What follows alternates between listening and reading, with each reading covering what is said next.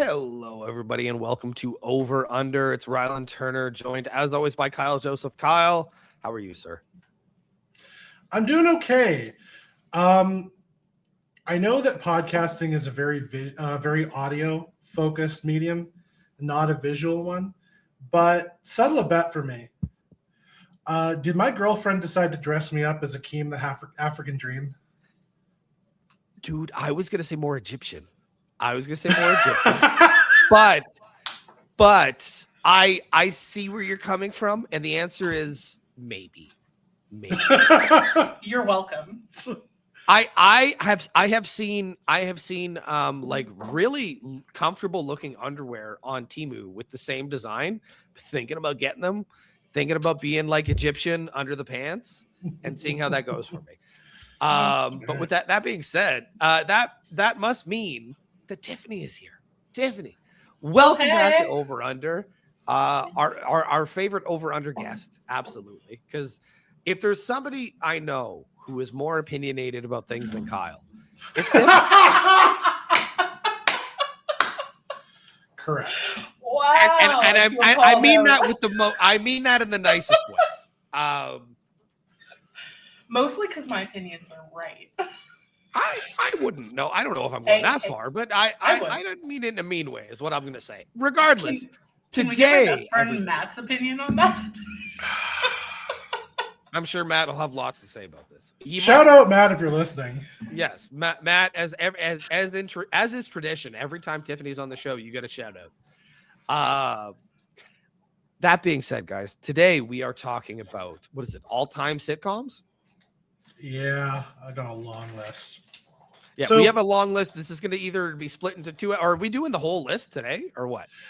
I'm not sure yet. Let's see when we get to there. I think if we get halfway and we're still firing on all cylinders, I think we should just go for it.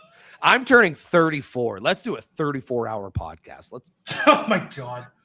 So fuck you, Joe Rogan. We did it. A little peek behind the screen for the people who are, or I guess behind the curtain is the right expression.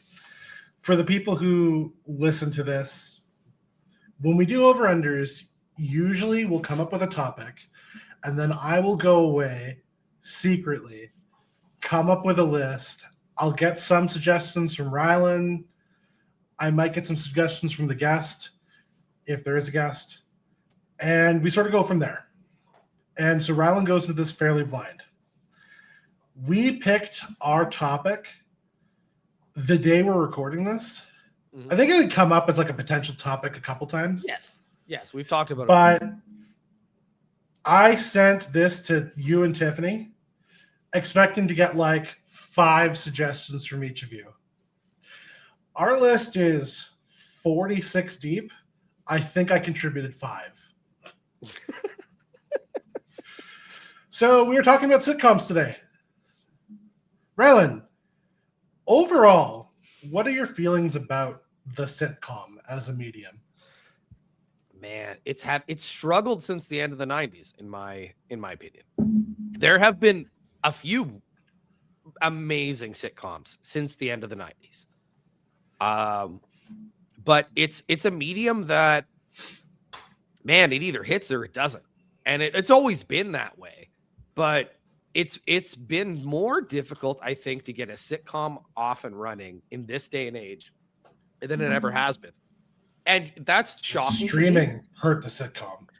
Sure, but like you'd think more, places to create the sitcom would mean that there were more opportunities for hit sitcoms. But unfortunately, it doesn't appear to be that way. What's the Netflix hit sitcom? I don't think there has been one, has there? A Netflix hit sitcom? Like live action? Yeah. I have no idea. Yeah. What's the Prime? What's the Disney? Like we have all these streaming services, but we don't have a hit sitcom for any of them. So it's a medium that is almost dead. Like it's a body you're poking with a stick. Yeah. I do want to say off the rip, because I thought about initially including animated shows, because if you talk about the greatest sitcoms of all time, The Simpsons, South Park, those tend to come up a fair bit. we'd be here all We day. could do a whole episode. Yeah, I was gonna say we do a whole and episode. that's what I'm gonna say. We will probably do an animated shows episode in the future. Heck, this is probably a two-parter. We could probably put together a part 3 from stuff that I haven't even added to this list.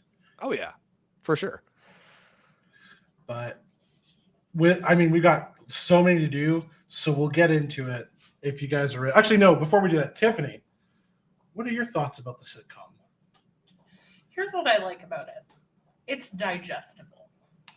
Mhm. I can't sit through a whole fucking movie unless it's K-pop Demon Hunters. I get bored. It's too long, too much. Sitcom, 30 minutes. If you're watching it on a streaming service, 23 minutes. It's fantastic. Give me more. Like, do you guys ever go back and watch sitcoms on streaming services and bang out 6 episodes and feel like the best you felt all week? Like, you know 100%. What I mean? Like, I'm doing that with Two Broke Girls right now. That will not come up in episode 1, but it will come up. Okay. I have weird feelings about that show. But we'll get into it. We're going to try to go through shows that started in the 90s. Starting from where we started in. I'm going to go out on a thing, and if you have expectations that we're going to wax poetic about Newhart or I Love Lucy or Taxi or the Larry Sanders Show, you've come to the wrong place, unfortunately. There's only so much time in my precious life for me to watch sitcoms, and some of them are going to slip through the cracks. Yeah, absolutely. And also we're children of the 90s. So our older list is going to be a lot smaller depending upon how we grew up. Yes. That said, we do have a few from quote unquote yesteryear. I have very little to say about them, but apparently you added them, so we're going to go with it. Rylan, talk to me about Beverly Hillbillies. I mean, this show for me is the OG sitcom. It's a silly story about these. Let me see if I can remember this. Let me tell you a story about a man named Jed, poor mountaineer, barely kept the sand with the fed. Then one day he was shooting at some crude. Up came a bubbling crude oil, that is. White gold, Texas tea. Well, the next thing you know, Jed's a millionaire. Ken folks said, Jed, move away from there. Said California is the place he ought to be. And they moved to, they loaded up the truck and they moved to Beverly Hills, that is. Swimming pools, movie stars. I had an older dad, so there were going to be crossovers in my life where I watched older stuff. I'm avid Clint Eastwood and Western fan. A lot of people don't know that about me, but Beverly Hillbillies, it's a silly show about this family that the grandfather of the family was hunting. He shot something, oil burst, and he became a millionaire. Moved his family to Hollywood in the 60s, and hillbillies coming to Hollywood in the 60s was a funny concept at the time. As a kid, I thought the show was hilarious. As an adult, it kind of fucking holds up. It's silly. What was amazing about the show too is half of the series is black and white, and then color TV comes into picture, and we get a colored second half of the series. So it was kind of a fun thing to watch. My dad, Saturday mornings, lots of kids watch cartoons. We watched old sitcoms from the 60s, 70s on God, what was the TV channel called, Kyle? Deja Vu? TV Tropolis? Oh, Deja Vu was the... Yes. There were so many iterations. Yes. I think Deja Vu was one of them. Anyway, I think the Beverly Hillbillies obviously in 2026 is one that I'm sure older folk have a soft spot in their heart for it. I do. I don't want to say it's underrated. I don't want to say it's obviously it's not overrated for me, so I'll push it. Tiffany, do you have anything on the Beverly Hillbillies? Just a question. Yes. Who asked for this? Me. No, like who asked? Dude, for it this was to be the created? 60s. It was the 60s. Like you This got to sounds understand. Like terrible. it's so funny. Granny was great. Granny was the best part of the show. They did a movie in the 90s, actually. This literally sounds like a nightmare to me. Maybe that's my privilege speaking. It's a classic fish out of water story. Also, in a long history of sitcom spin-offs, this one spun off another successful sitcom, which was Green Acres, which I also didn't watch. I did not watch that one. I can promise you I didn't watch that. So you don't have any opinions on this? I feel appalled by the idea of it. Oh, come on! I'm bringing the VHS Beverly Hills. Kyle, you had a VCR? Here's the thing, like you almost sold me the way that you sang the song at like that's the theme song. It's so good. Yeah, it's so good. It tells a story, that's for sure. It does. But it literally doesn't sound like something I would watch. It sets the pace for everything you're going to see on the show. Their characters are silly. It's goofy. Like it's think about the idea of in the 60s, hillbillies interacting with like big wig Hollywood folk. Sounds like a nightmare. Oh, it's so funny. It's so funny. Okay. Maybe I'm too Hollywood for this. This is the classic fish out of water story. I have not seen it. I will push it. This is going to be a recurring theme until we get to the 70s. Fair enough. But we're not getting to the 70s yet. Oh, we're not. Here we go. Rylan. Oh, by the way, Beverly Hillbillies, 1962 to 1971. Yeah. 64 to 72. Rylan, tell me about Bewitched. I didn't really watch it. It seemed like a cool show, but like I didn't really watch it, so I can't not just push it. All right, Tiffany, wax poetic about Bewitched. I loved this show growing up. I think it was my mom that got me into it. Must have been, because my mom is also older. She had me when she was 34. She was born in like 54, so she would have grown up with this show. And yeah, similarly, would have watched it on Deja Vu or TV Tropolis or whatever it was at the time. Pretty sure it's the reason I'm into witchy shit now.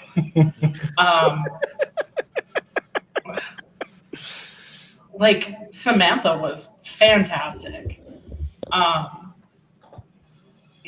Trying to, if I could be wrong about what the like premise was, but she ended up getting married to her husband, who I think was named Darren. Yes. Yes. And he didn't know she was a witch at the time. She finds out after, and she tries to live a normal life without using magic. But, sometimes she just can't help it, and things ensues. And then there's, like, her aunt Dora or something, and she was a fucking wild lady. But it was cute, and it was quirky, and Samantha was stunning, and everything that I wanted to be, which apparently included being a witch. She did this really cute little nose wiggle too, which I loved. Underrated push? Underrated. This is unsurprisingly going to be a push for me. I'm just going to go ahead and tell you, I'm pushing the 60s. I have not seen these shows. But you two are going to go back and forth for a little bit. Rylan, 65 to 71. Hogan's Heroes.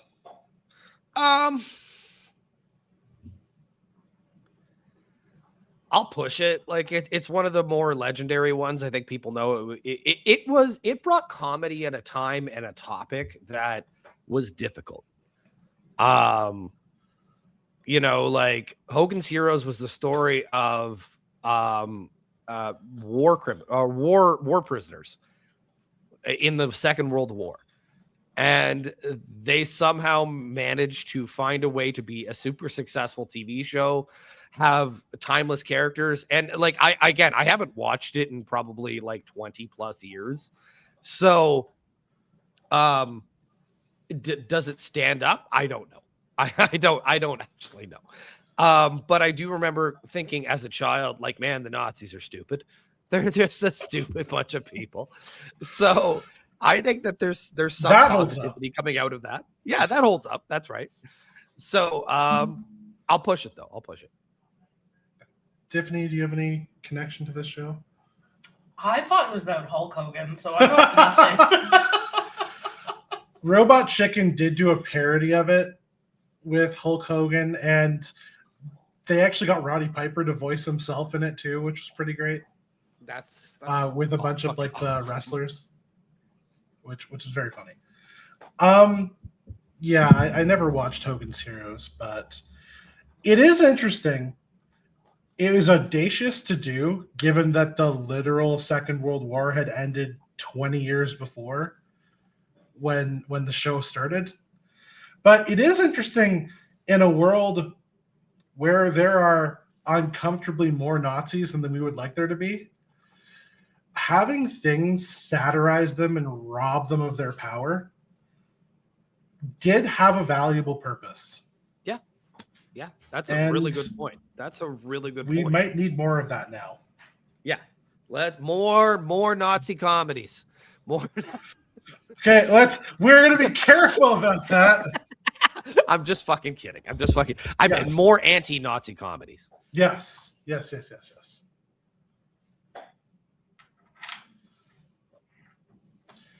So next one up is I Dream of Jeannie, 1965 to 1970. Rylan. A silly, fun show. I can see why it was popular. It was just kind of, I don't know, like the way I picture the 60s, it's just like you went to work and you had this fucking hard ass day. Then you came home and you ate this like well done roast beef. And then you watched I Dream of Jeannie and you went to bed, and the process just repeated until the 70s. And people started doing acid and stuff. Just kidding. It happened in the 60s. This show's a push for me. It's another one that I didn't watch a ton of, but when it was on, I there was something about it that was, kind of cute and wholesome, I guess. Tiffany? I loved this show. Yeah, it was wholesome. It was cute. And the little arm thing and the blinking that she did when she granted wishes, and she was so in love with Major. And Tiffany, try your best to think about the way you think about I Dream of Jeannie. For me, is how I feel about the Beverly Hillbillies. I can't. You gotta look at it this way. Jed Clampett and Granny Clampett were old people. I can't even with those names. Ellie Mae Clampett. She was beautiful. That was the first. Ellie Mae Clampett was the first crush I ever had. Anyway, I agree. You make choices, my friend. You haven't seen Ellie Mae Clampett. Was the woman from Bewitched your first? Nah. What? Was mine? I'll come back to you on that. Okay. I'm sure it'll come up tonight. I'm sure it will. Underrated? Underrated. Okay. Yeah, it's a push for me, of course. It happened in the 60s, a time before I paid attention. I did also have an older dad as well, though, so I'm very familiar with all these shows. Mm-hmm. He referenced them a lot, as though we understood it. I also, again, Sanford and Son, like a lot of those type of shows. Oh, that one was so fucking good. That's so fucking good. It's not on the list. We don't have time. It's fucking great. But anyway. All right. Rylan, 1972 to 1983, lasting several years longer than the thing it was covering. MASH. Boring, overrated. Oh, man. Tragic. Tiffany, talk to me about MASH. This was one of those shows that okay, when you're home sick on a school day There Price are is Right. very few shows. Yeah, Price is Right at 10 a.m. Judge Judy was on like forever 3:30. after that. 3:30. Was it? Yep. But the only other thing that was ever on was MASH. And I didn't appreciate it as a child. I didn't appreciate it until I was in my 20s. Oh. That's when I started watching it. And I was kind of into it. I would say it's a push. I liked it. I liked the characters. It was fun. Yeah. There were touching moments. There were that. I'm torn on this one. I think I'm also going to give it a push because I think MASH is kind of beloved. But I quite like the show. First of all, Alan Alda is just great. Yes. Watching Alan Alda in anything is fantastic, but he was at his peak on this show. It was a show that held up despite a lot of replacement. They had a number of different roles and actors and people coming in and out of it. But I digged pretty much all of it. Or I dug pretty much all of it. It's a show that my mom still really loves, I think. So it holds up for that for me. But yeah, this is a solid push for me.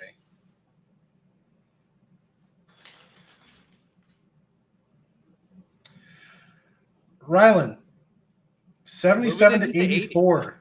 Oh, We are getting into the 80s. Okay.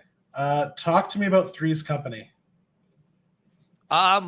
It's a push. People know about Three's Company. This started John Ritter's career. John Ritter, one of the great underrated comedians or comedic actors of all time, sorely missed. I really hope that in the next list we talk about his second big sitcom. I will put it on here. Yes. And Because as I well do have as to talk another about one it. that I'm about to text you. But regardless, You're gonna be here all day. yes, we are. The show was great. A concept that, like, I think at the time was pretty taboo. The idea of the show was about a man moving in with two single women and pretending to be gay, so the landlord wouldn't think it was some sort of weird situation and kick them out. Is that not the concept of Three's Company? I believe you're correct, sir. So again, in 2026, this show doesn't happen.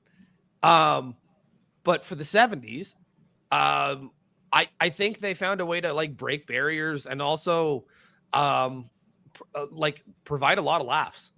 John Ritter is one of the best, not only like comedic actors, but physical comedians that has ever been, in my opinion. A guy who, like, when I think of people who made me laugh hysterically as a kid, John Ritter's like near the top of the list.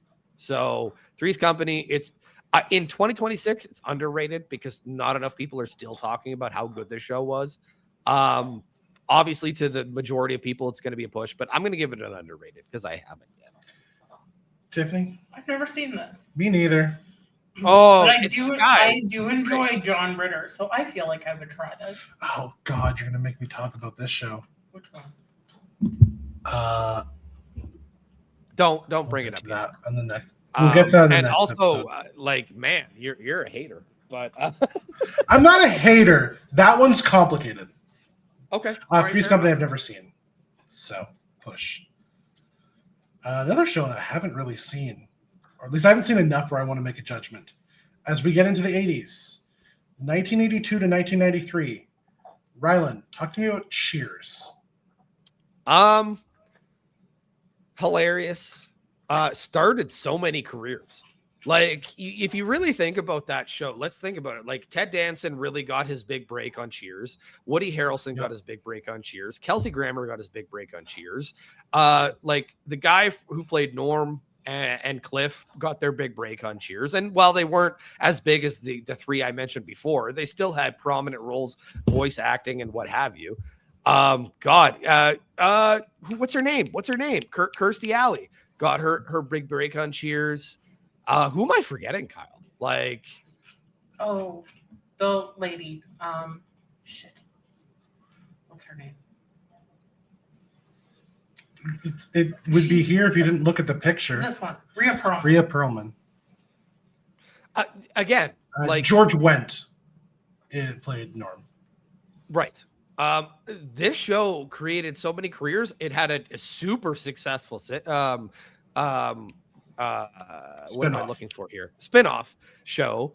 We'll talk about that later. Probably, yeah. It's probably a top 3 sitcom of all time. I don't know if it's that for me, but I love Cheers. So like, I'll give it a push because I think people know what it did. Tiffany. The only thing I know about this is that growing up, we had a glass that said Cheers on it. Where everybody knows your name.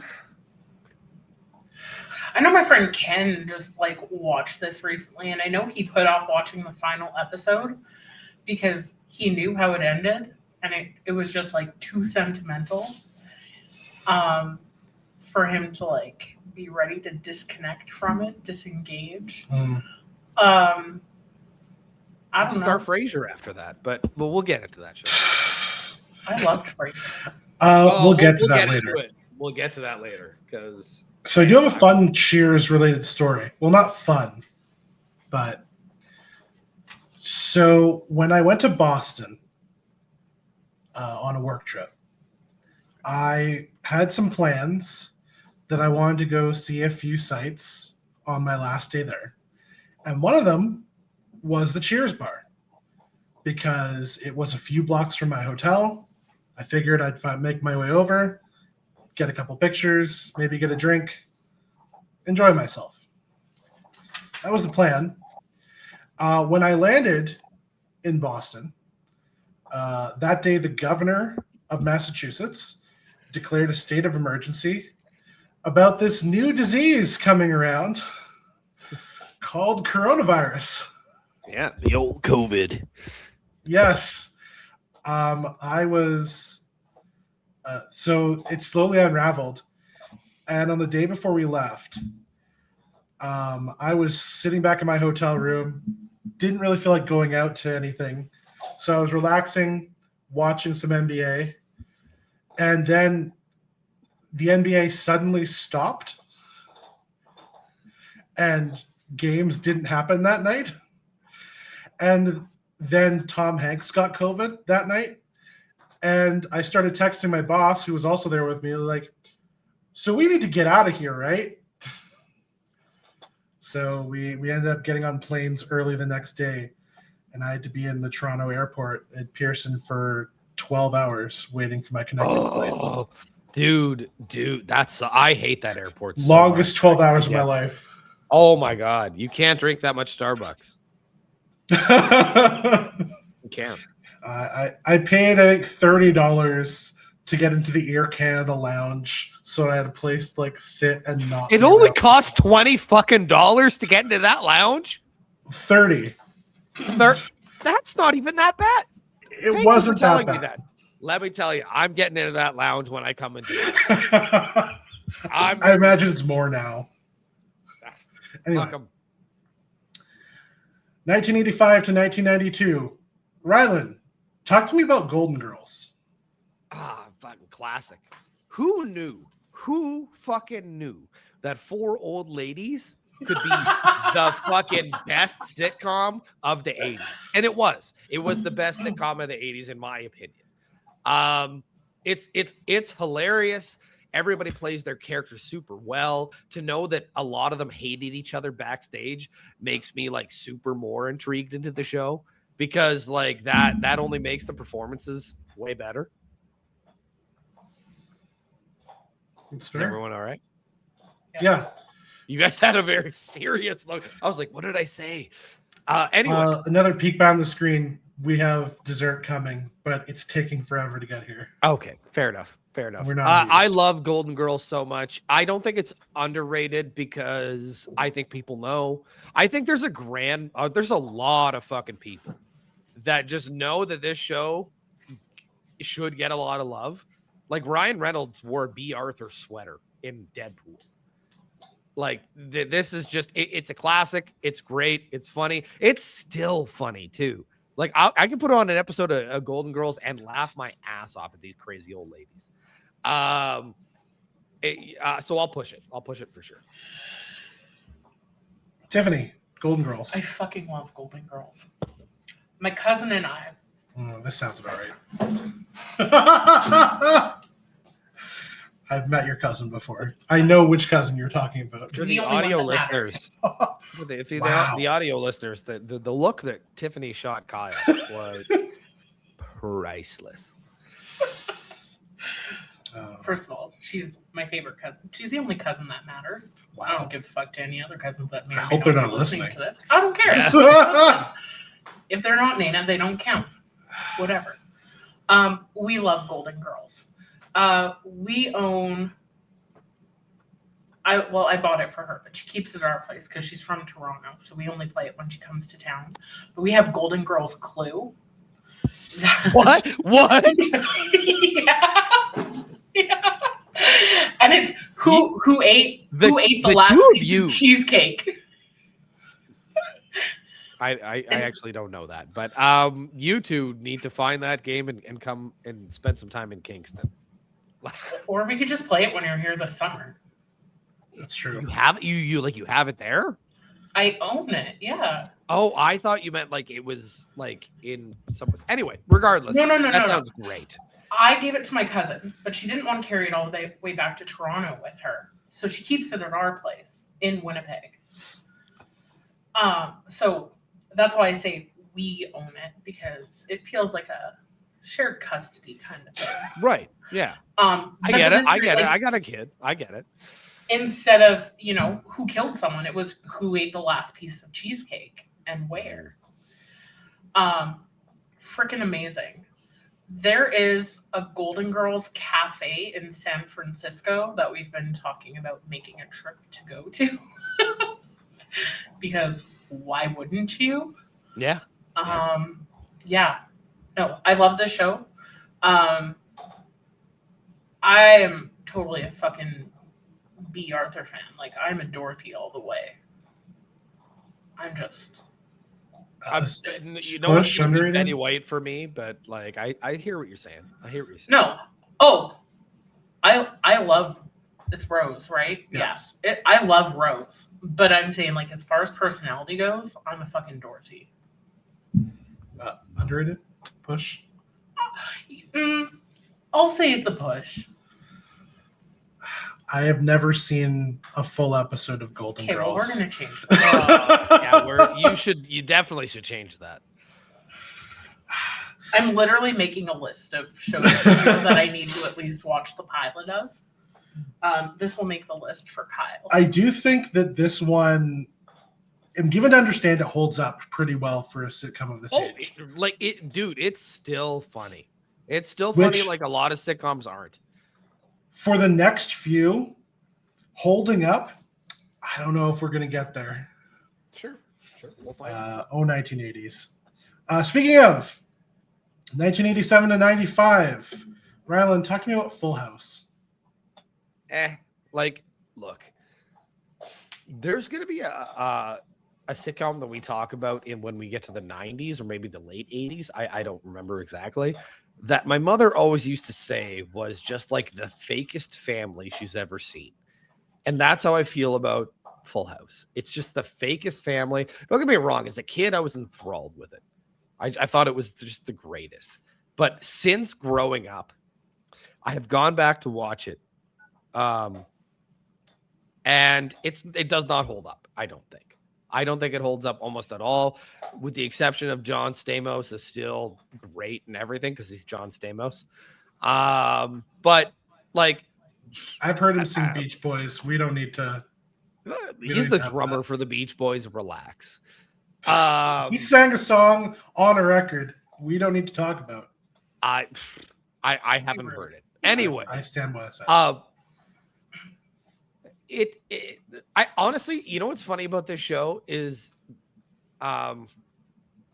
Danny, Jesse, and Joey are the funniest parts about this show. The kids are annoying as all hell the entire time. The three guys trying to raise these kids, hilarious.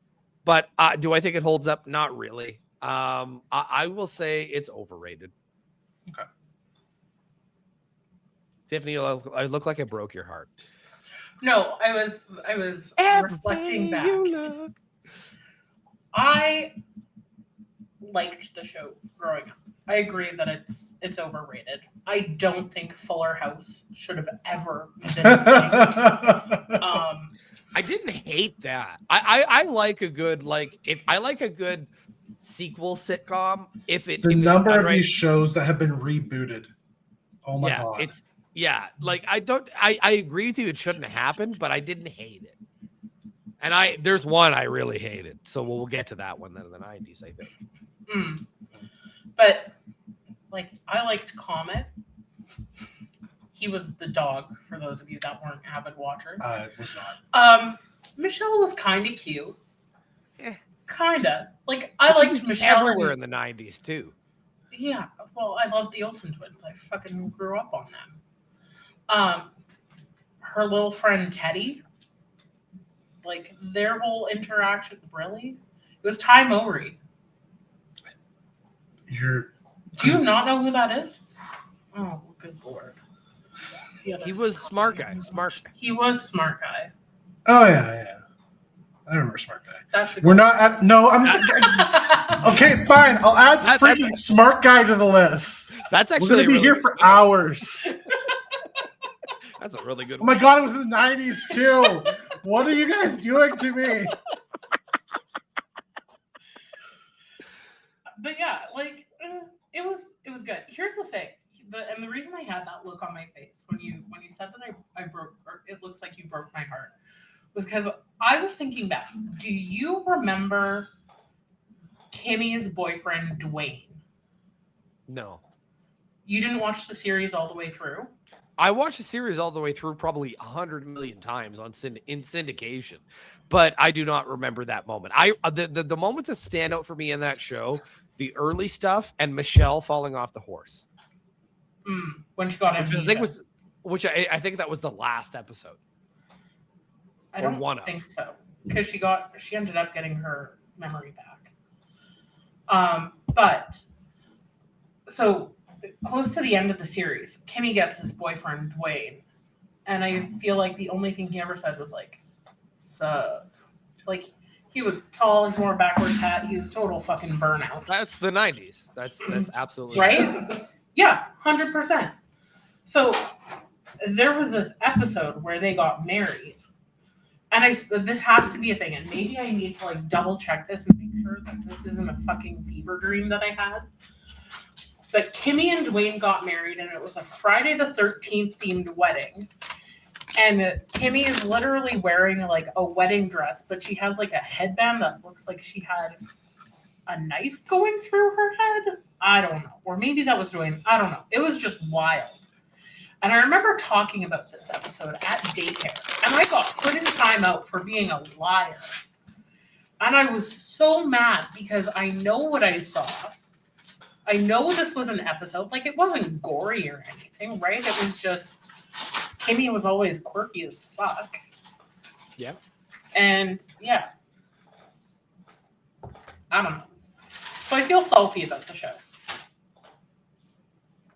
So bizarre. That I have that memory, or I don't know. This is the closest I came to giving an overrated to a show I didn't really watch. But in the spirit of the show, not this show, but oh fuck. But in the spirit of over under, I will leave it alone. Oh, Jesus. Just looking at this picture makes me angry. Everywhere you look, everywhere. Okay. 100%. All-time theme song. Okay. First of all, because I'm looking this up actively, Dwayne was a plumber, and they did get married in Nevada, in Vegas. That's why it was Friday the 13th themed. It was Vegas. All right. Kyle. next. Wait, when did that show start and when did it end? 87. 87 to 95. Oh, not 95. Really? Wow. Okay. Mhm. Yeah, good run. Good run. 88 to 97. This one's going to be an interesting one. Rylan, what are your thoughts on Roseanne? It's the most realistic sitcom I think they've ever done. If you're talking about like a Midwest family and the things and the trials and tribulations of like a Midwest American family, this was very honest. This dealt with drug use. This dealt with alcoholism. This dealt with all those things that all the other sitcoms weren't really hitting. You know what I mean? It felt real. It's unfortunate that Roseanne's a terrible human being. It's unfortunate. God, if we want to talk about terrible human beings, we could talk about the shows I didn't put on this list on purpose. Well, sure, but like I feel like it's gonna come up a few times though. Like there are shows like when we talk about later 90s shows, I'm gonna talk about another guy who's a terrible human being. But it's unfortunate that Roseanne is a terrible human being. I'm actually kind of happy they continued the show without her because of the fact, and it was not successful. Like the Connors did numbers that most sitcoms don't do now, which made me kind of happy. For that reason, and also for the fact that Wanda Sykes was a writer on the show. So, you know, regardless though, when in the show's original run, it was the most honest sitcom. It should be held in a higher regard because I think we don't get that enough. So I think it's underrated in that regard. In 2026, I think it's underrated. Tiffany, Roseanne. I watched this. I did not like it. I don't know. I felt like it was trashy. Maybe it was. That was the honest. That's the honesty about it. They weren't the perfect. You have to think about the idea that the sitcom family was always perfect, and they weren't. So it's an interesting thing. Here's the thing: if I'm going to watch TV, it's because I want to escape reality. Fair. I do think that's going to be an interesting juxtaposition because. So I'm assuming you're overrated. Mm-hmm. I'm going to come down the middle between you. I didn't love Roseanne, but I liked it. And I do appreciate an honest show about like lower middle class in a way that a lot of shows really weren't. And what's frustrating about later shows, especially 90s shows, is how they portray struggle, in air quotes, in a way that feels lavish beyond understanding. I'm looking at you, friends. Well, we'll talk about that because I have mixed opinions about that show, but it's ultimately positive. So, but yeah, Roseanne I think is a push for that reason. I didn't watch the reboot. But I will say I do like John Goodman. Yeah, and seeing him in so good. And same with the sister. What's her name? Lori something. No, I can't remember. It's Lori Sheldon's mom on The Big Bang Theory, which is interesting because Johnny same creator actually for the show. Chuck, that's a Chuck Lorre show. Yeah. Who are you talking about? The sister of Roseanne, Jackie. Actress or like character name. Jackie. Laurie Metcalf. Yes. She tremendous on the show and tremendous in the sequel series as well. Also, what I just to finish this point about the show. The sequel series or I guess the spinoff or reboot or whatever It Yeah. dealt with current things that we're dealing with, like Trump. And I think that we need more of that in the sitcom world. I think we need a way to kind of like get away from the harsh reality that is the world we live in. And I thought that it was welcome. It's unfortunate it's not still going. It's fair.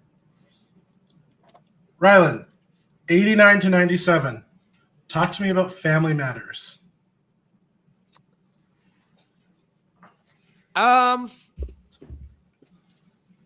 Man, I'm gonna be so white on this answer. I'm gonna be so white on this answer. Not as white as me. I don't know. We'll find out. Urkel is the best part of that show. Until that show took off, or until Urkel was really a main character on the show, I didn't really like it. It didn't resonate with me. And that's not to say that like the sitcom realm outside of myself being a white guy didn't, because there were other shows that and I'm assuming we're not talking about it because it hasn't come up yet. Okay, I will bring this up right now. Okay. The Cosby Show is really hard to watch now. And the only solace that you can take from it is that Cliff Huxtable's character is pretty unlikable. Yeah, he really is. But what I will say about that show that is weird is that it is so bizarre to go back and watch it. Not just for the Cosby of it all, but even if you look beyond that, boy, are those children the most second generation money children of all time, with the exception of Theo, played by Malcolm Jamal Warner. Rest in power. Rest in peace. Those are some failed children, man. Yeah, I mean, like, I agree with you on all those things. I'd probably still push that show, though. Like, as a show, I probably would still push it. As for Family Matters, man, Urkel really did it for me. I thought he was a fucking hilarious character in the 90s. I don't know if I'm going to get lambasted for this afterwards. I'll push the show. Okay. Tiffany, Family Matters. I love this show. Push? Yeah. Here's the thing. I don't think it's overrated. I don't think it's underrated either. Like, this was a show that I actively looked forward to watching. I always wanted to see what kind of antics Urkel would get up to. What kind of invention is he going to come up with? How is he going to try and win what's her name over? Laura. When he turned into Stefan Urkel. Stefan was so fucking hot. What? Oh my god. Love him. Whatever. I don't even know. I'm starting to see how our relationship started, and I don't like it. I showed up in a leather jacket, and apparently I'm Stefan Urkel. I don't know that I'd say that. I laughed so hard while I was peeing when you said Stefan was so hot. He was. Oh my god. That's why you want to wear white tux.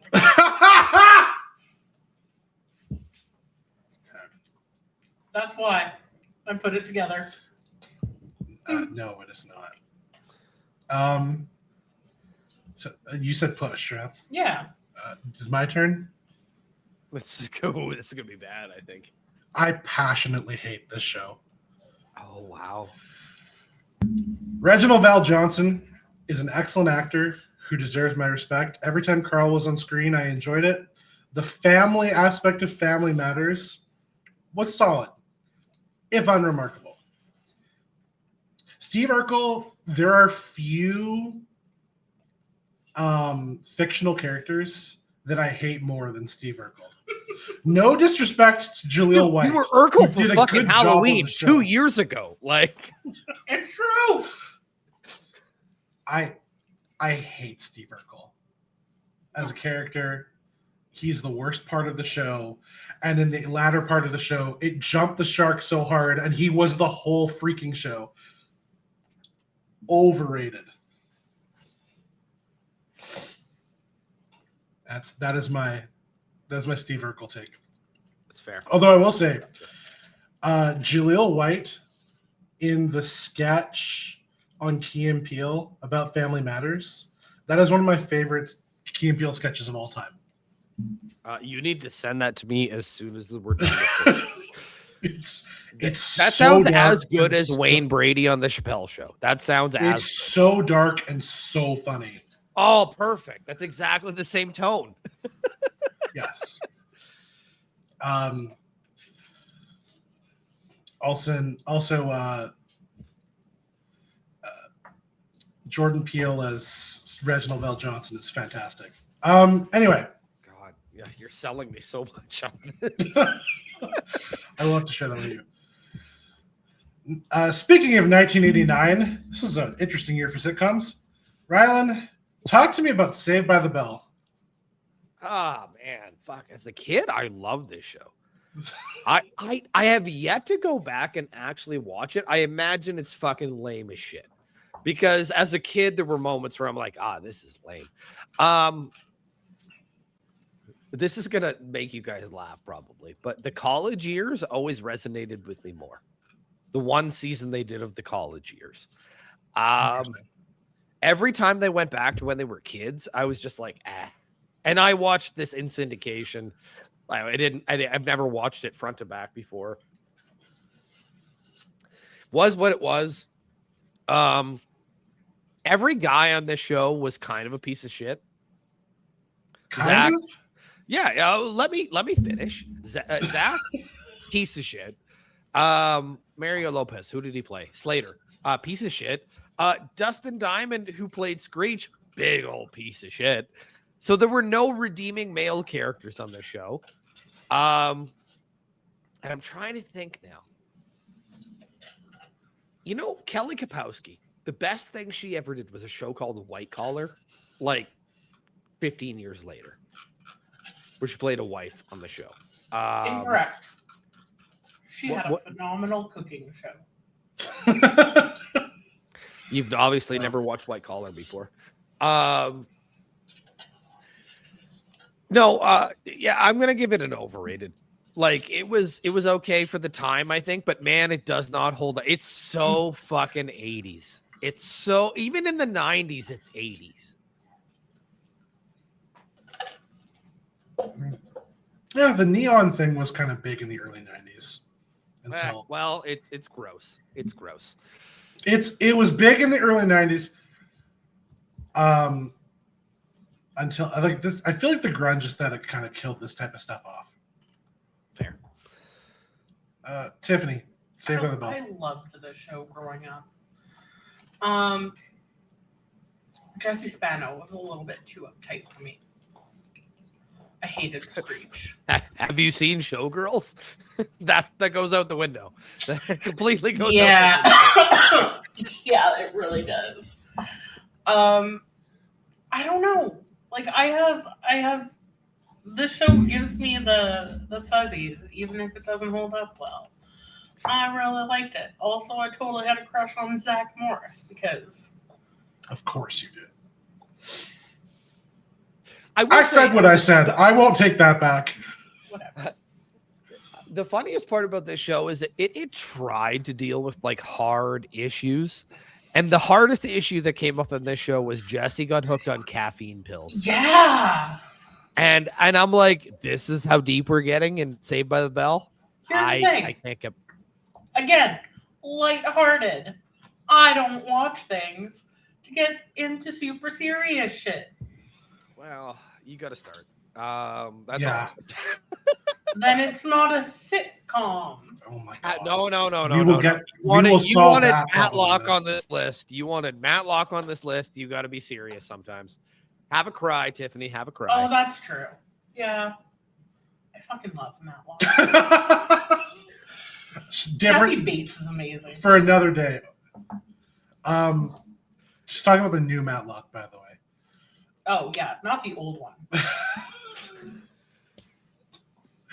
Anywho, which honestly, the new Matlock might be closer to a sitcom than the original. It's true, probably. It's so good. It is surprisingly engrossing. Kathy Bates is an excellent actress. Yeah, she's great. Anywho, She's great in everything. But anyway, go ahead. this is going to be part of my streak of. It's not a very long streak. Passionate hatred. Oh my god, this show's terrible. I hated this show when it was airing. Rylan, would you read my tag, please? 90s nostalgia is poison. I'm It's glad that poison, this is the y'all. show. I'm glad that this is the show that you've centered that on, though, because I would agree with you that this going again. I have yet to go back and try and even attempt to watch this.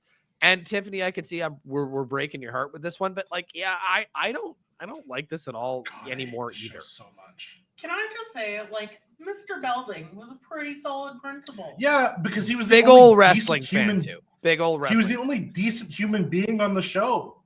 Like, I think the big problem with some kids shows that were very like the kids are always right centric is that they don't hold up. And I think this is another problem.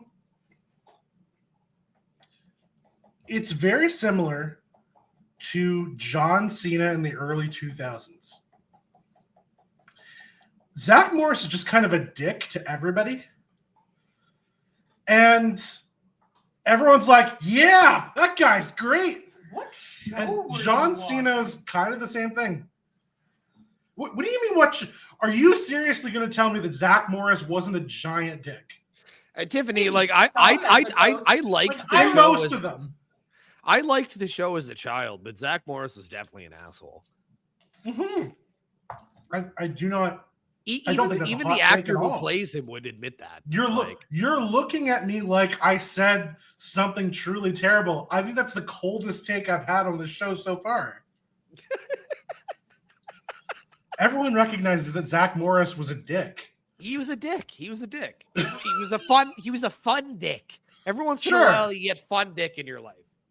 Speaking of fun dicks, Rylan, talk to me about Seinfeld. You know what's funny about this show is I fucking hated this show as a kid. I thought it was so boring. I didn't get it. As an adult, I kind of figured out what this show is about, and I can enjoy it for what it is. Will I ever watch it front to back? No. But I will to be watched front to back. No. You're correct on that, I would say. I'd say that a lot of 90s sitcoms don't. But do I enjoy having it on in the background? Yeah. Like some of the scenarios that these characters got themselves into are timeless. And I think I had to be an adult to appreciate that. But as a kid, man, I hated this show. So with that being said, I'll push it because everyone knows what Seinfeld is. Tiffany? I don't really have feelings about Seinfeld. That's fair. I never super watched it.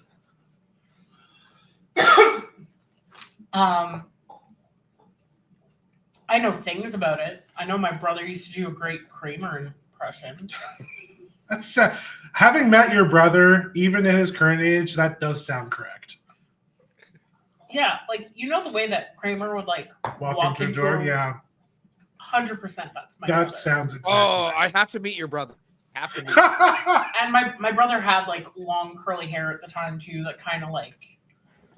Oh man. He would stand it up. He's tall so too. Product and my brother's like he's 6 foot. Yeah, he's close to my height. And he like same build as Kramer. I will say there's not many sitcoms where every character played the character so well that like you lost yourself in that. And I will say that whether you're talking about Kramer or Elaine or Jerry or George, like even the side characters, everyone played their role so well. And it's kind of a testament to how good Larry David is as a writer and as a comedian. Are you going to make me add that show too? That's not on the list? What? No! Yes, put that on the list too. Jesus Christ. We're going to be here until Tuesday. We're up to 52. Perfect. Don't worry, we'll Perfect. keep at it. Happy. Oh my We're God. doing this till my birthday. We're doing this. When's your I'll be birthday, Rylan? 34 in 2 weeks. 23rd. The 2-week long episode. What is that? April. No, it's March 23rd. Oh, It's his birthday. that's not 2 weeks from now. That's 10 days. I guess. By the time, sorry, by the time this drops, it will basically be your birthday. Yeah, it will definitely be mine. Well, Anywho, yeah. Anyway, go ahead. Seinfeld's a push for me. It is probably the greatest sitcom ever made, but it's certainly not my favorite. It's what makes Seinfeld hold up is one, it is remarkably quotable, which is an underrated. And it holds up. It holds up too. Yes. But the reason it holds up is the reason that I think Saved by the Bell doesn't. Is you're supposed to empathize with the characters from Saved by the Bell. You're supposed to like be on their side. You're not supposed to empathize with the Seinfeld characters because Larry David is the most self-aware weirdo in the history of the world. Like, it is amazing for a person to be that senile and that aware that he's that senile. You don't get that combination very often. And it definitely comes And through in the show. that was in the late 80s, early 90s. Like, Yeah. But I love Seinfeld, but it's like the most beloved sitcom of all time. Or it's 1A with The Simpsons, which again, we're not talking about animated stuff today. So it's a push. Anywho, 90 to 96, The Fresh Prince of Bel-Air, Rylan. It's a push. People really love it. This is the best Will Smith ever was. Yeah. I like Absolutely. Ali. I like Ali, but like he is not a likable person. What's the movie he did that he got nominated for an Oscar? I thought was probably closest that he Pursuit of Happiness. I thought he was great. Okay, sure. He also had his tiny son beside him. That was the best version of his son too. It's true. Being adorable and small and just and super. Yes. 100%. I could get on board with that, Jaden Smith. But the fact that 1996 was the last time Will Smith was likable, and I'll give him Men in Black 1. I won't. No, that's a good. The Men in Black 1's a great fucking movie. Men in Black 2 and 3, 4, and 5 and 6 or whatever they're at now, terrible. But regardless, and I won't even give him Independence Day because he's in that movie for like 50 minutes total. It's like a 2.5-hour movie, and he's not that good in it. He's just not likable. Like I hate I Am Legend. Everyone loves that fucking movie. That movie sucks.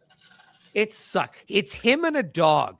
That guy went into that movie going like, "Oh, it's me and a dog" for like an hour and a half. Perfect. He's trying to do the Tom Hanks thing, where he's in like his Tom Hanks is in Castaway alone for like an hour. No, that movie sucks too. But like, we'll talk about that. Oh, how dare you? But also, that movie sucked, man.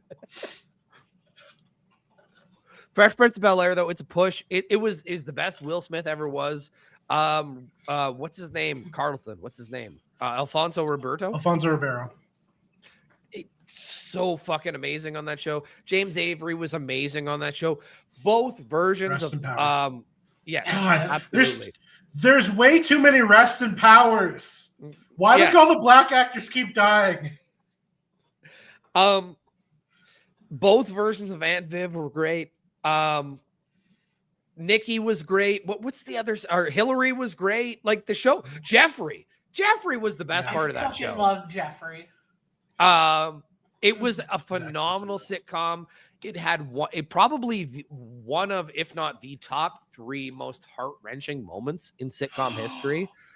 And again, for me, like I could still watch Fresh Prince and love that show. Me and my son, the beginning of our secret handshake is we slap hands and go, psh. That's because of Fresh Prince. Yeah. So Jazz as well, great character. You knew how to take a throw. I almost like I'm almost emotional talking about that show. Like that it's really, really great show. Tiffany, Fresh Prince. Push though. I'll push it. I love this show. This was another one of those ones that I looked forward to coming home and watching after school or whatever, whenever the fuck it was on. I don't know. I had an early bedtime. Loved Ashley. Loved Jeffrey. Jeffrey, again, by far, was the best. And the shade that he fucking threw. I did prefer early Aunt Viv to later Aunt Viv. And I don't want to flex or anything, but I met James Avery when I was in Disney World when I was 12. And I got to listen to him read the Polar Express. That sounds amazing. It was wonderful. I loved Uncle Phil. I wanted him to be immediately jealous. I'm immediately jealous. Yeah, I know. You should be. Also, like I had mentioned that like this show had one of the most timeless, like heartfelt moments of an episode. Obviously, when Will and him and Uncle Phil had that moment after Will's dad had left, but also. To give more flowers to Uncle Phil, Breakout Lucille is one of my favorite. Pool Hall Hustle is all time. Yes, such a fucking great episode. Also, this show made me love Tom Jones. Tom Jones fucking sucks. Okay. It's not unusual. You should ask my brother to do the dance for you. Oh, of course he would. My brother would fit in quite well with your family, just in terms of theatrics. You're not wrong.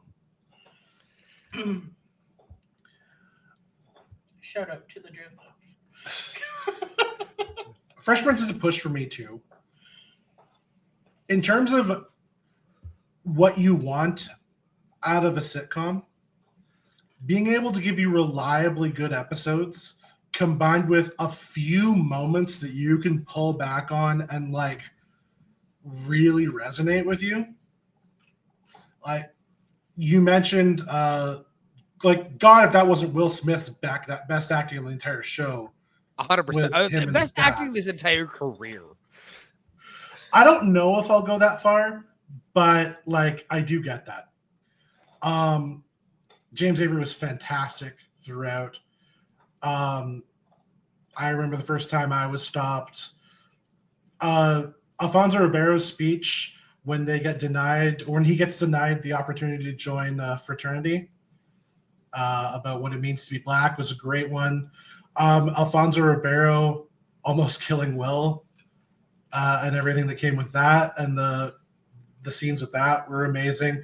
Breakout Lucille, as you said, the Pool Hall Hustle is incredible. Like in terms of singular moments, that show is right up there with basically any other of all-time great TV show moments. And also, which is surprising for a show like that, really stuck the landing on its final episode.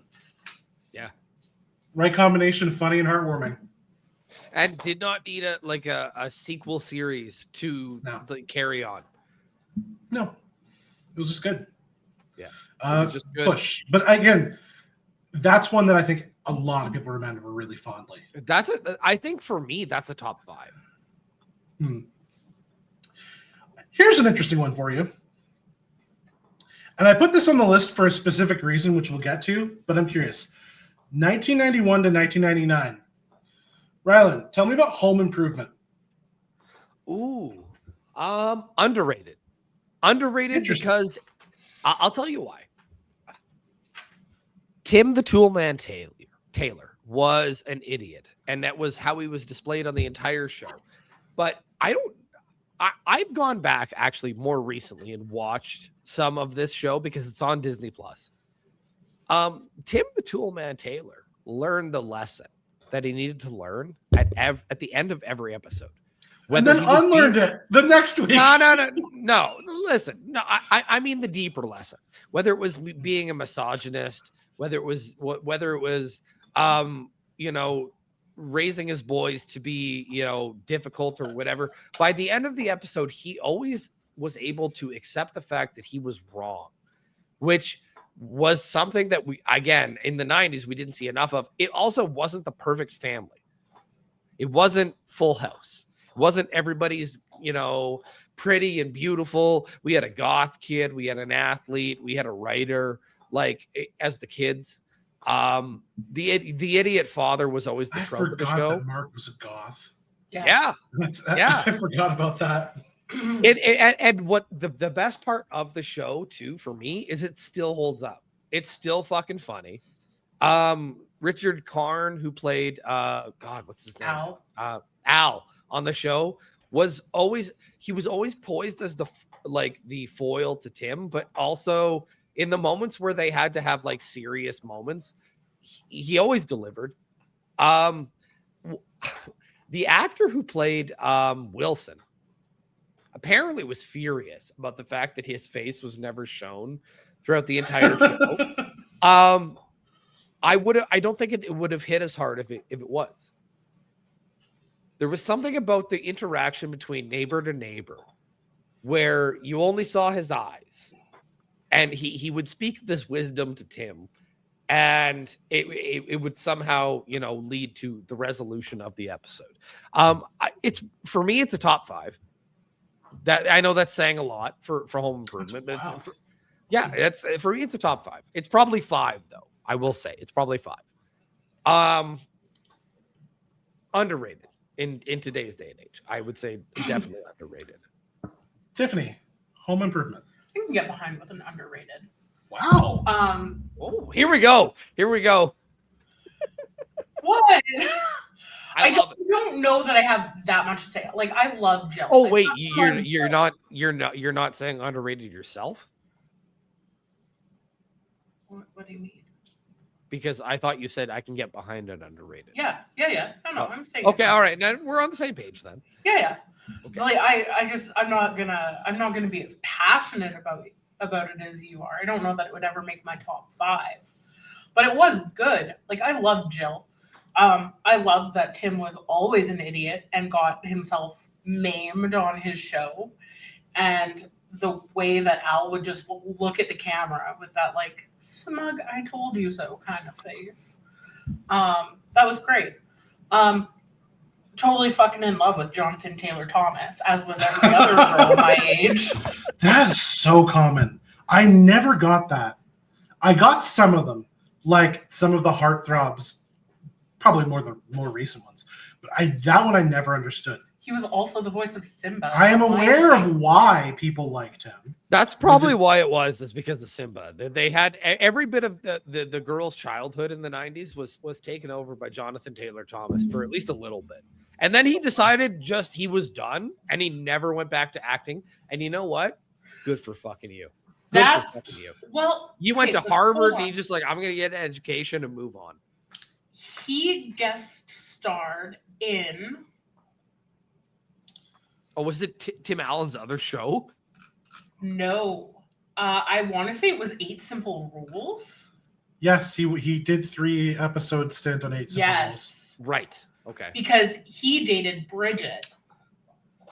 No. Yes. He dated Bridget.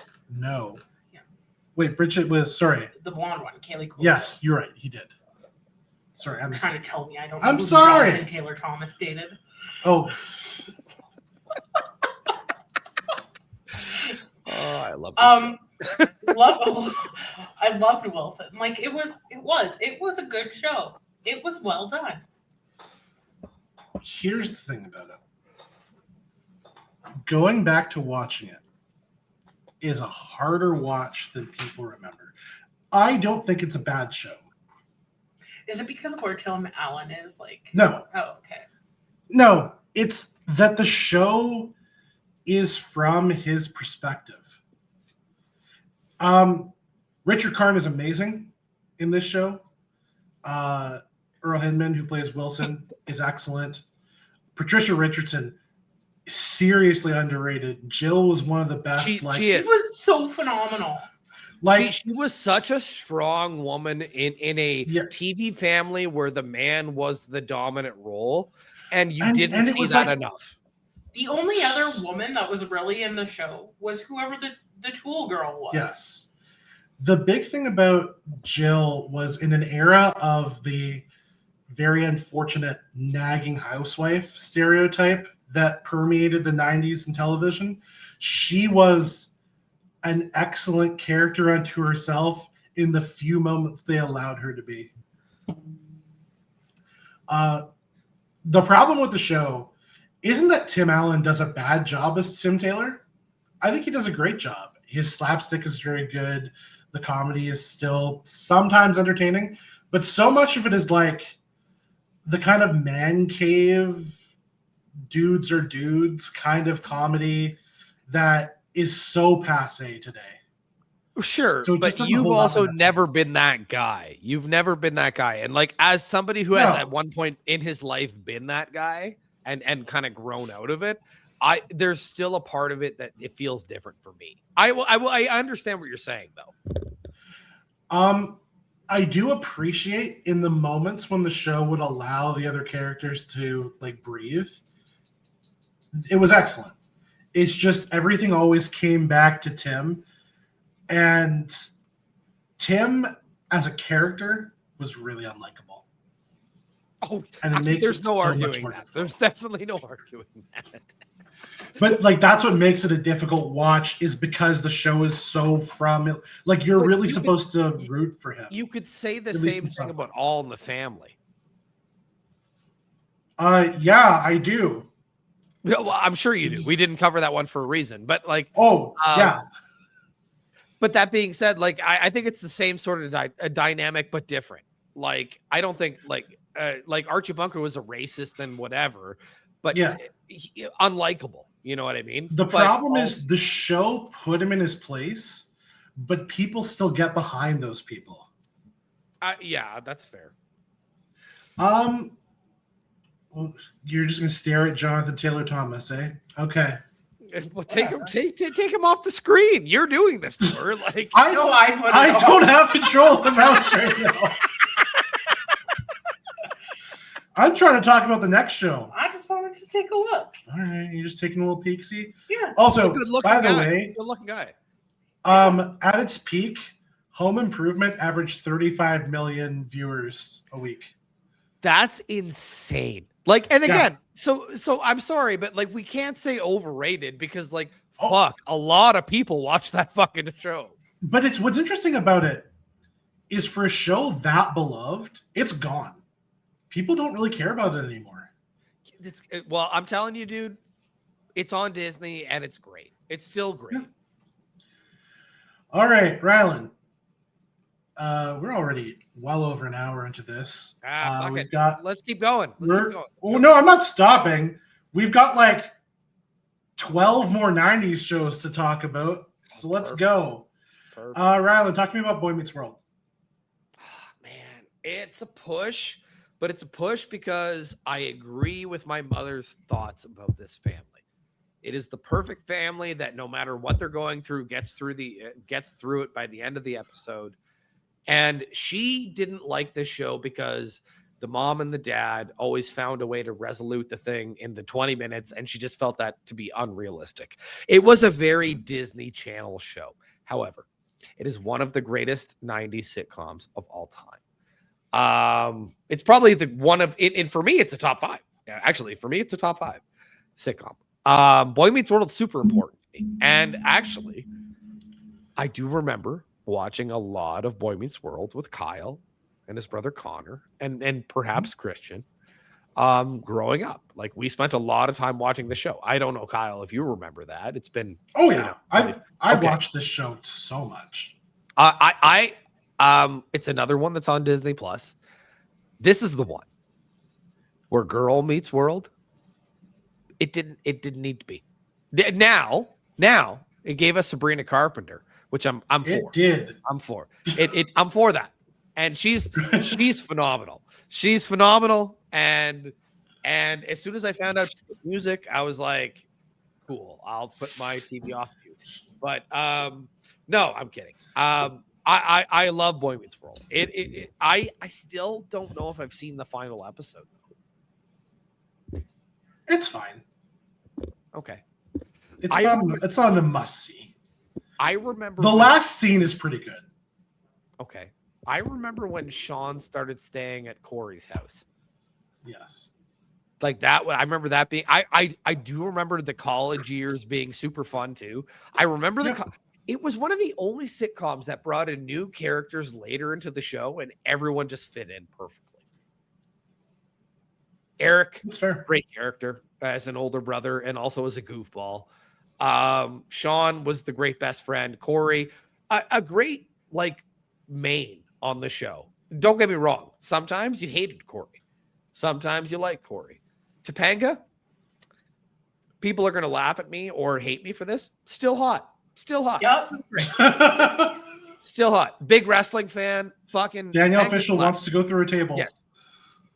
Also, they do a Boy Meets World podcast where they review episodes. Yes. I have yet to have a listen to friend this, who devours Pod Meets World. well, perfect. Oh, Of course. does he listen to this? Like he's listened to every episode. Oh my god. I would like to get into it. No, this was for me. It's it might be my favorite. It might be my favorite. I'm gonna have to reevaluate that later in the list. But it's a top 4. It's top 4, top 5. So it's super underrated. It's super underrated now. Okay, Tiffany. Underrated. Love this. This is probably my favorite.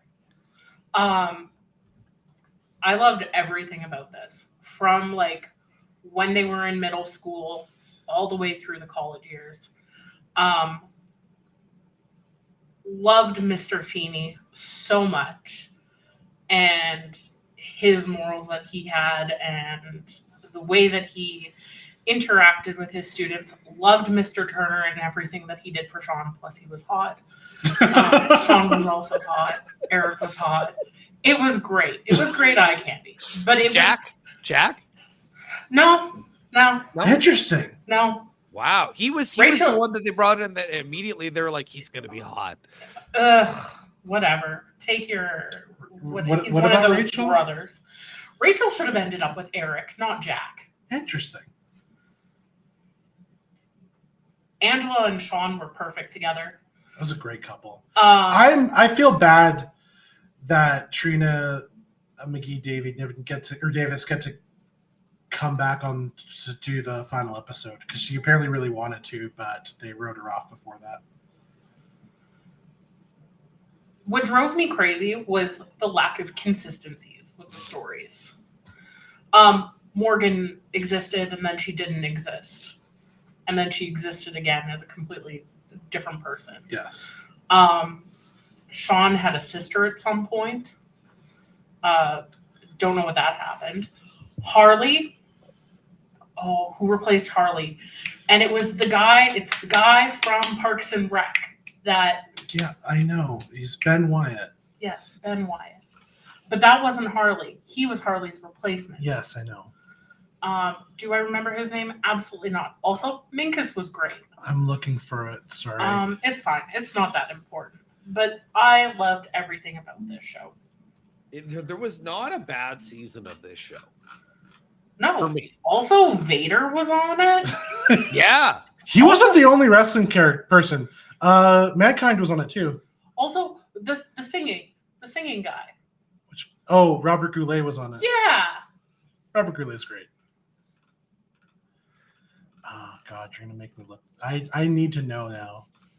Because it's Frankie, Ethan Suplee. I forgot about. Yeah, him and Joey.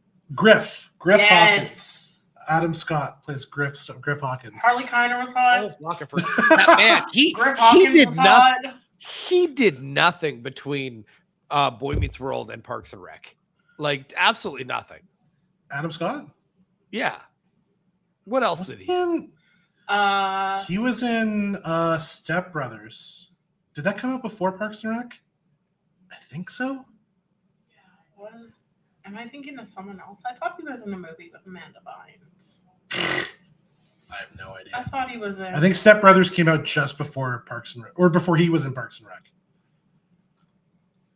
Right, because he didn't start in Parks and Rec either. We're off topic. Yeah. Yeah. No, Yep. this was great. I loved it. This is a hard one for me. I loved when. Whoa, are you about to shit on Boy Meets World? What's Hold going on. on here? No. Because if you are, you're not allowed to share. Just. But there was this episode with Sean getting mixed up with the wrong crowd. Well, I mean, Sean did that a lot because there was also when he got involved with the cult. Yes. But there was this one episode that I remember, and Alan had given this talk to Corey about you need to decide what kind of friend you're going to be and who's whatever, and it turns out Alan was the bad kid growing up, and that he related to Sean in a lot of ways, and he wouldn't have made it to where he was without a friend like Corey. Yeah, it was. He was gonna smash Mr. Turner's motorcycle. Yeah, I remember this. Right. because he was pissed at him. Yeah. This is before they were living together. And then there was when Mr. Turner got in his motorcycle accident. That was rough. Then there was in college years. Man, now I'm just like going down memory. That's when they got wild. That's when they got wild.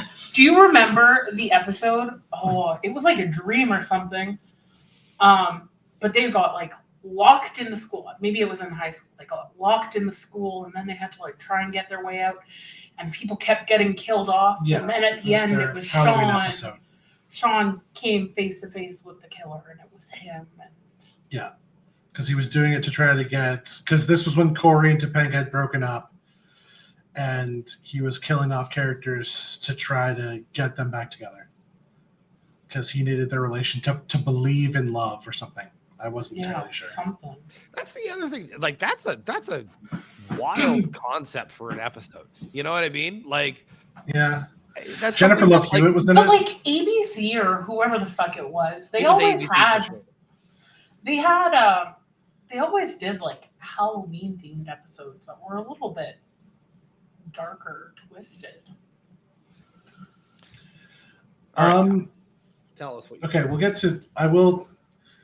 I have a long-standing love of this show, but 90s nostalgia is also poison. So here's where I fall on it. All of the actors, all of the characters, love them all dearly. William Daniels. Yeah, William Daniels can do no wrong. Betsy Randall's excellent. Will Friedle is amazing. Does a lot of voice acting now. He's a lot of fun. He's also on the Pod Meets World. It's him, Danielle Fishel, and Ryder Strong. Because Ryder Strong had never watched the show after it aired. Like, he never actually sat down to watch the show, which tracks if you know anything about Ryder Strong. Yeah. But the worst part about Boy Meets World is that peek behind the screen or behind the curtain introduces you to Michael Jacobs, who is full crazy. And there are little bits and pieces in the show that are, how do I say this? A bit of a 50s fantasy. And it makes it a weird watch at times. It's not a bad show by any stretch of the imagination. I love it dearly. I'll still go back and watch parts of it at least. Some of them are a little more uncomfortable now, but for the most part, excellent.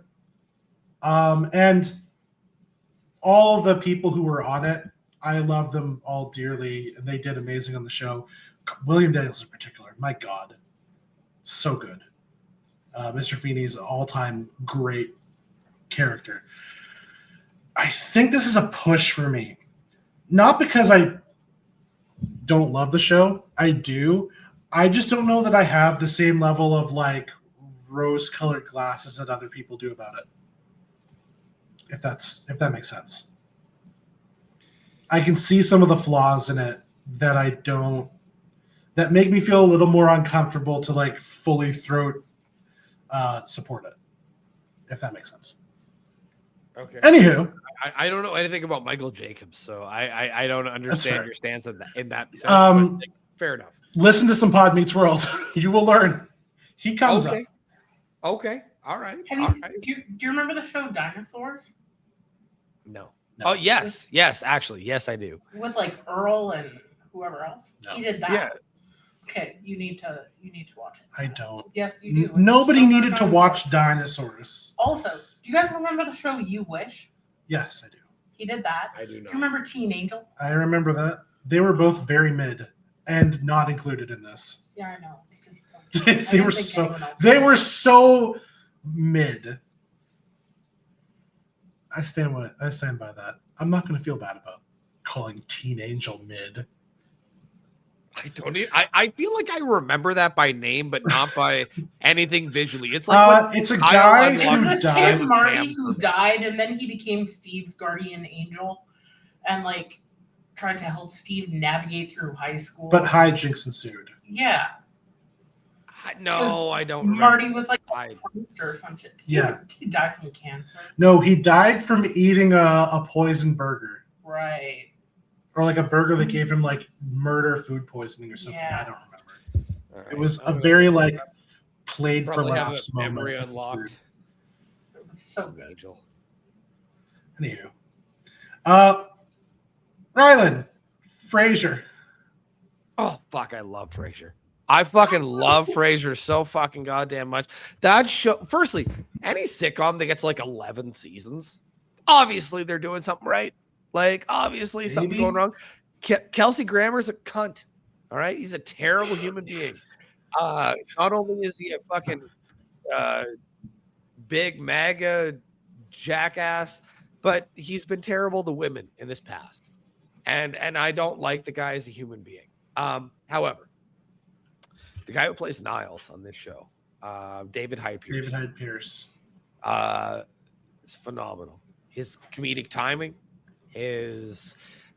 all of his lines on the show, like his relationship with Daphne, the old man who played their father, John Mahoney. Thank you. Phenomenal character. The dog, phenomenal character. And honestly, if Kelsey Grammer is going to play any character, if we have to let it happen, it should be Frasier. That's incorrect. It should be Sideshow Bob. But sorry. I should say both of those. If we're going to let him play two characters, it should be Sideshow Bob and Frasier. He was great on Cheers as Frasier. He's great in the show as Frasier. I have not watched the reboot. I forgot they rebooted this. Oh my god! I probably won't. But like, because again, it stands the test of time as one of the great sitcoms. It's another one though that I did not understand until I was an adult. And when I was like 25, 26, then I was like, oh, this show's funny as fuck. Yeah, for me. It's probably a push just because it got 11 seasons. Like, that's great. All right. We'll call that a push. Tiffany, Frasier. I remember my parents loving this. I don't remember ever getting super into it, but it was a good show. My dad, who loved Frasier, we had a cat growing up. His name was, Ginger. But my dad started calling him Eddie as a nickname because he reminded him of Eddie in the show Frasier, just with his mannerisms and shit. I'm going to call it a push. That was a really boring story. I expected that to go somewhere. Sorry, guys. I'm going to give Frasier an overrated. Oh, dude, Kyle, you're the one who told me about this one with your kids. I tried with the show so many times, and I just could never get into it. And maybe I need to try again, or maybe I don't. I don't know. Yeah, it's an overrated for me. I don't think the comedy was bad. It never stuck in a way that made me want to see more about these characters. Very unrelatable show. Oh God. 94 to 2004. There's a lot of shows right around this era. Rylan, talk to me about Friends. I mean, I love the show. I really do love the show. I think it is highly regarded as one of the best sitcoms of all time. Let's talk about the problems of the show. Not very inclusive when it comes to race, when it comes to pretty much anything besides 5 white people living in the city of New York in the early to mid 90s into the 2000s. I think you'll find that the show had 6 white people. Sure. Regardless. There were 6 friends in Friends. Yes. Oh, sure. Fine. 6 friends and friends. But like some of the best times of my life I've had were sitting and watching Friends with one of my best friends who I'm best man for in his wedding this summer. Just growing up, some of the best memories I have were just hanging out watching Friends. The cheesecake episode of Friends is an all-time episode. However, let's talk about the careers that came out of Friends. Friends lasted, 9 seasons, I believe, Kyle? Yeah. David Schwimmer did nothing after this. Band of Brothers. How dare you? Also, David Schwimmer is one of the 2 people who was like the big stars coming into it, or at least bigger stars coming into the show. Okay, So I do not remember. Also, he was in Band of Brothers. He was great at it. Okay, well, I have not seen Band of Brothers, so like see Band of Brothers. I will definitely check it out. Matt LeBlanc did nothing after this except for 1 season of Joey. He had a sitcom of his own that was actually kind of funny called Episodes. Would recommend checking that out too. All right, great. He wasn't the star of it. Are you but trying he basically to played himself in the entire? It was very good. All right, Jennifer Aniston had a career. She sure did. Courtney Cox was in Scream. She also was in Cougar Town. Yeah, she was Cougar in Town. Cougar. Yes, and which actually did well for her. Lisa Kudrow. She was in Easy A. She wasn't easy. She pops up a lot. I feel like I see in her a lot of like roles in a bunch Romy and Michelle's high school reunion. What? Oh my God, we're watching that. Oh, I don't think I can. Every time you recommend things, I feel like you want me to love them, and then I But don't. It's a terrible movie, but you need to see it. Why am I watching it? If Friends is not overrated, it's not underrated. It's a push. It's an easy push. Matt also R.I.P. Matthew Perry. I wish he was still alive to play the role he played in Fallout in the TV show. Yeah, he was an excellent Benny. Because he loved that role and he kept trying to get it off the ground, and unfortunately he passed before that took off. But otherwise, it's set there too. Like it's set in California in that area too. So like he would have been perfect. Exactly. But that being said, like again, the cheesecake episode, the game episode, Ross and Rachel on again or off again or whatever the fuck they were. They were on a break. They were on a break. Were they on a break? Were they not on a break? Monica and Chandler, like it was timeless. And I loved it for what it was. Do I look back on it now and go like, man, you should have spiced some things up with some, like diversity? Yes, absolutely. but I still do love it. So it's one of those things where I'm like, yeah, I'm still a Friends fan. It's a push. Tiffany. Overrated. Here's the thing. Right? Here, and I'm gonna say here's why I say this.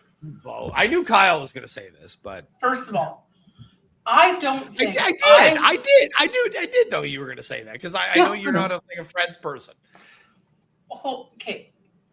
I don't I know think you never watched it. I've ever actually watched this. What? Friends. Friends? I don't think I've ever seen an episode. I feel like I can't go anywhere or meet anyone who's not obsessed with it. I will say, like, there are people out there who have never seen Friends. I've met few and far between, but Tiffany, I did not expect you to be that person. Especially given how many TV shows you see. I would have assumed Friends would have come up. Like, do you have any more to say? No, I'm interested to know where you're going with this with me. Oh, I'm just saying, like, Friends was really ubiquitous. Like, yeah, I watched weird shit. It was Samurai Brought Pizza Cats. God, I hate that. I've also never watched Sex in the City. I have seen a little bit of that show. I've also never seen Titanic. I've seen that movie. Sucks. It's pretty good. There's a lot of things that I haven't seen, and it just so happens that Friends is one of those things. Friends doesn't hold up well. I disagree. Maybe this is just me. I was gonna say I disagree with that. I think some of it doesn't. Sure, like every time I go back to it, it's painfully unfunny. I find, especially later seasons of Friends too, where Joey goes from kind of like this kind of deadbeat out of work actor to the stupidest human alive, and you wonder how he's able to walk and function. Like it, I hate this show. I did hate this show. I don't know that I hate it. I just don't like it. And I don't find it funny anymore, which is weird. I found it funny when I was a kid, but it just never resonated in any real way with me.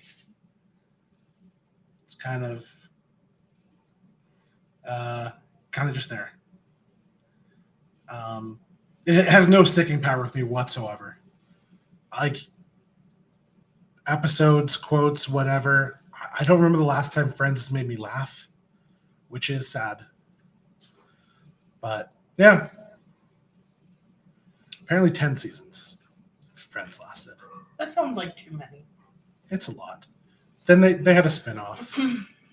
It was not good. That was definitely not good. Drea D'Amato has done 2 better shows than Joey. I'm curious if you remember this one or how well you remember this one. Talk to me about the Drew Carey show. Oh, fuck, dude. Underrated. So fucking good. Dude, you had Drew Carey, who is I don't think he's the best stand-up in the world. He's an entertaining guy, and I've never hated Drew Carey. Like the theme song to this show was what, like Cleveland Sucks? Cleveland Rocks. Cleveland they Rocks. Were in Cleveland. Yes. It was one of them. They had 3. There was that one, Moon Over Parma, and 5 O'Clock World. I love 5 O'Clock World. It was my alarm for a while. All of the characters on the show slapped. Ryan Stiles was the main character on the show, was he not? Yeah, he was. Diedrich Bader, underrated actor. Yeah, he did the voice of Batman forever. Yeah. Yeah.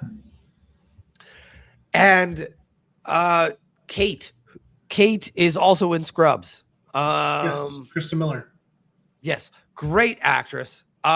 This was, again, for me, an underrated sitcom. I've never watched it front to back, but it is definitely a sitcom from the 90s that I would definitely be willing to sit front to back from. I thought the characters were great. Mimi was one of the best villains in a sitcom of all time. Kathy Kinney is sorely underrated in that show. Yes. She's And excellent. Craig Ferguson, this started his career. He literally after this, he got a talk show. And that was it for him. Like it was talk show and then I guess retirement at this point, or I guess going on the road and doing whatever he's doing. But that being said, no, the Drew Carey show should be held higher in regard in sitcoms because it was fucking hilarious. Triple H also guest starred on this show as a boyfriend of Kate. I forgot about that. Yes. Wow. There you go. I've never seen this. I'm reading about this, and I just feel very uninspired. It's fair. Tiffany, I feel like you might actually like it because it was a different sitcom. It was darker. It had a little bit of an edge to it when a lot of sitcoms were playing it safe in the 90s. It was also ambitious and eccentric. Like they would break up into song and dance numbers. They would do like weird out there stuff. They had episodes where there was like they made mistakes and you had to like try to catch them. They had episodes where they broke into some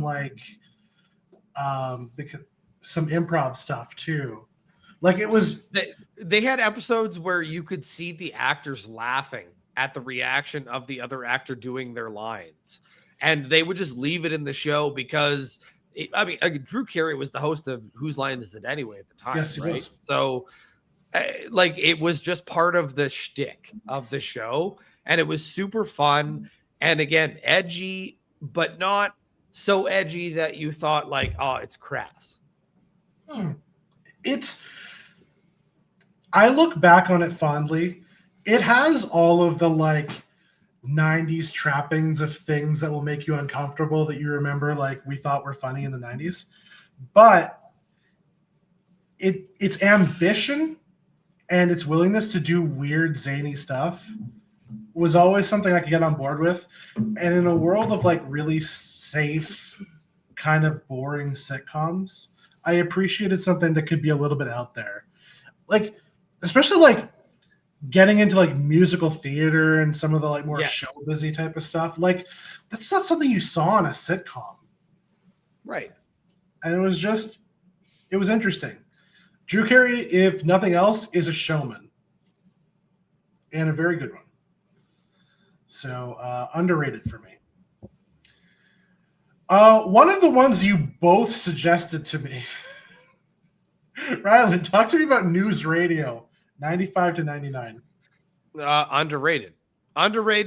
David Foley, great. Andy Dick, great.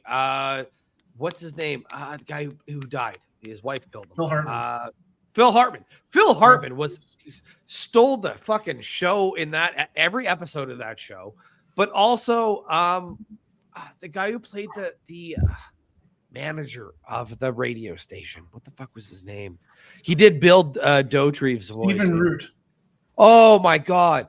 Stephen Root is hilarious. Stephen Root is like a low-key, really underrated actor. Yes.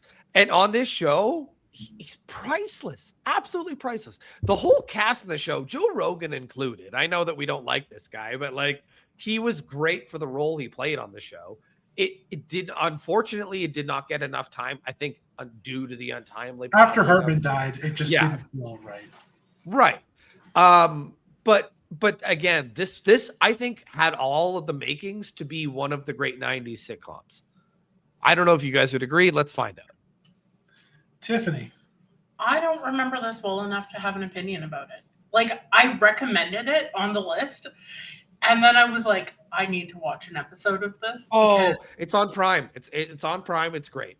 It's fantastic. Still good. Like, yeah. I'll say push just because I don't know. Like I said, I don't remember it well enough to talk to. I wavered on this one a little bit back and forth, but I think I'm going to come down with a push. God, I love Phil Hartman so much. He's so good on the show. Who is that? He also did voice work in The Simpsons. Yeah, he was. God, what's the lawyer's name? I love her. Oh, Lionel Lionel Hutz. Hutz. He was Lionel Hutz. He was also the he bad was guy Dr. in. Marvin Monroe. Yes, he was also the bad guy in Jingle All the Way, which with Arnold. Oh, I forgot about that. That's weird. Put the cookie down. Put the cookie down.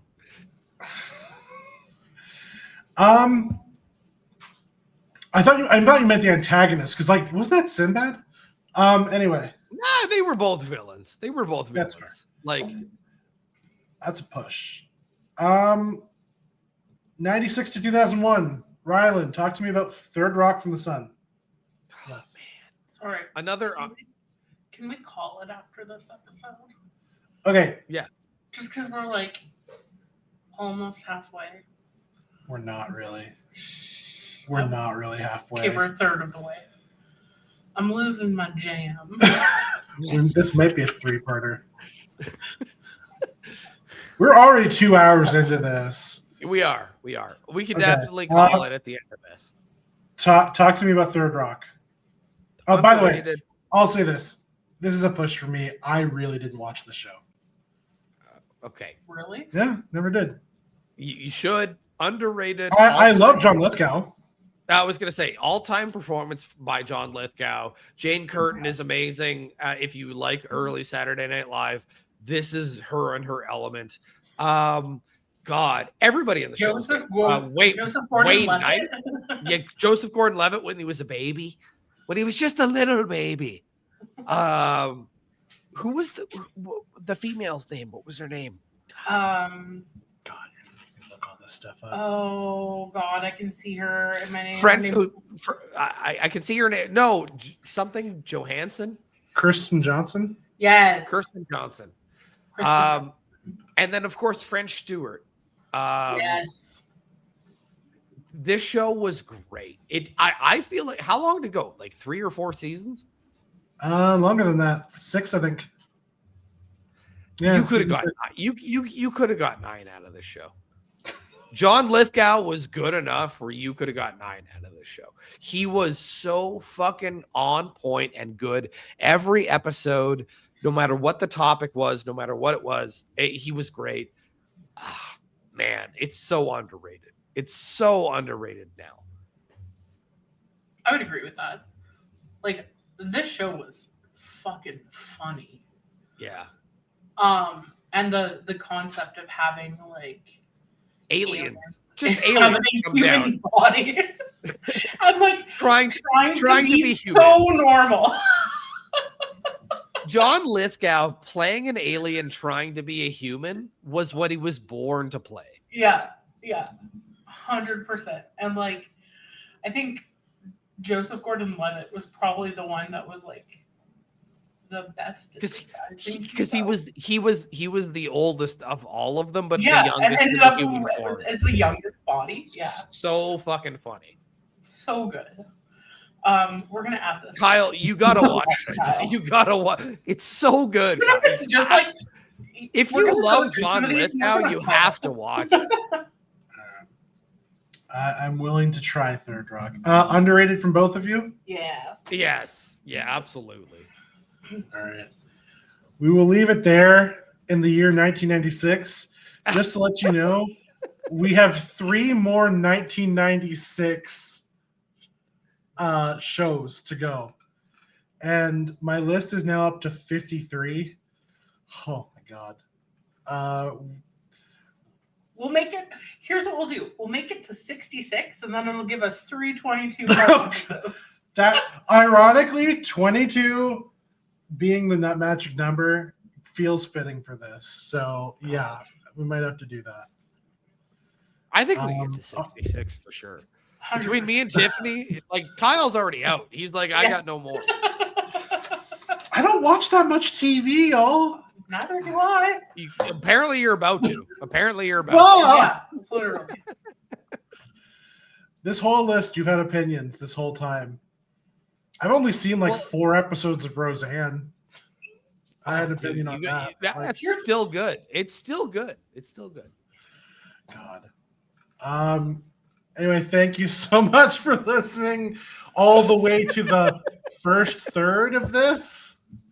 We appreciate each and every single one of you, and you have been walloped.